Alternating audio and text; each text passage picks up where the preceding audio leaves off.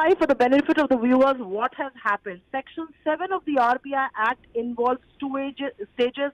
The first stage is consultation and the second stage is instruction, where the government can issue directions to the RBI. At this stage, and the finance ministry sources that we've been speaking to are right to the extent when they say everything is in the matter of consultation alone. They have still not issued directions to the RBI. We are given to understand at this stage that they have in fact issued 3 letters of consultation.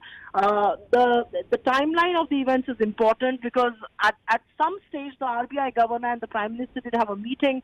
A verbal communication was made, but that was perhaps not thought enough to act, and which is why we're given to understand that it was sent in writing.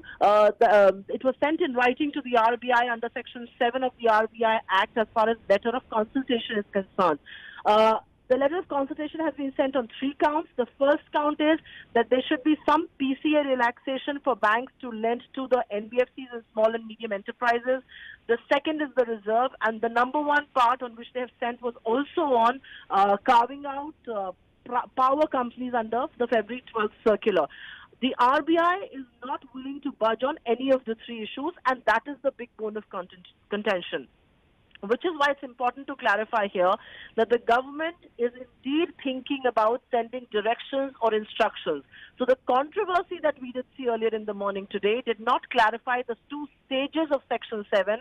Now that that has been put into context, it's important to remember here that all the speculation coming on whether the governor is going to quit or not is all hinged upon the fact if there will indeed be Section 7 directions or instructions that will be invoked. So far, that hasn't happened. So it's very important to put it in perspective. There are 2 stages, consultation and directions. The government has resorted to consultation, letters of consultation, which has been sent on 3 counts, but not on direction and not on instruction. Supriya, just follow-up questions as well, since you're bringing about this important clarification. Is Section 7, the first part for consultation, an instrument that is used often between the RBI and the government, or it is usually, I would imagine, when relations reach a crisis stage? I mean, I just think as market players and as responsible commentators, we must not use the word crisis here. I think there is a big bone of contention. The RBI and the government are perhaps not on the same page as far as the 3 specific issues are concerned, whether it's PCA relaxation, whether it is reserves, or whether it is carving out power companies. Both the RBI and the government actually ended up in the court over that matter. So there is no meeting of minds on this. This is a rare thing that is invoked. This is not something that's done on an everyday basis.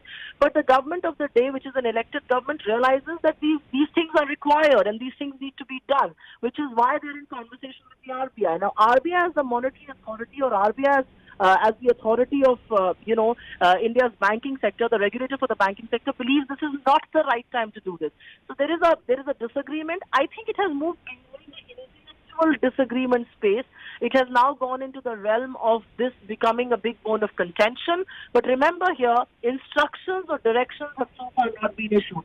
This is rare, and that is the rarest of the rare, really. So in some sense, the speculation about the governor going and his authority being questioned is all hinged upon the fact if the government does resort to invoking directions and instructions. My own sense is that they will play safe. My own sense is that they will not want to muddy the waters too much. They would not want an institutional crisis to engulf the RBI, but you never know, because the 3 issues that they are in conversation with the RBI and there is no meeting of minds is as important according to the government of the day. And Supriya, I would imagine this all has been hinging upon, like you said, it maybe began with the power sector crisis, where you actually saw the government and the Reserve Bank take different decisions. They were in court. I remember there was also a story about how the Reserve Bank had stopped attending those consultation meetings with the high-level committee, committee that had been set up by the Prime Minister's office as well. We do understand the Finance Ministry is going to be coming out with a detailed statement when it comes to this alleged rift that exists between North Block as well as the central bank. Would you say all of this is still unprecedented? In the past, maybe you have seen sitting members of the RBI wait till retirement to talk about the differences that have taken place. What's the big message that should be sent to the markets at large? So I think one of the things that Viral Acharya said in his that this is going to send out a message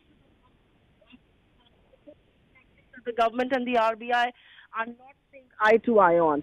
And which is why it's important to remember here that even though this may happen, the markets may find some solace from the fact that there is some amount of stability despite these developments. So I think from a market point of view, this story is still going to go on. I think as far as reserves is concerned, the government needs to tread very, very cautiously. It will mean raiding of reserves, as it has been quoted and said. It will mean that the RBI and the government are not on the same page. If reserves are indeed going to be used to bridge the deficit, that is going to be bad news again. So I think the two sides need to tread very cautiously. The choice of words is going to be extremely crucial. I think the government should come out on record to specify and to indicate what we've been telling on the channel, and which is important, that Section 7 has two stages, consultation and direction. The government has so far resorted only to one stage, which is consultation. It has still not resorted to issuing directions and instructions.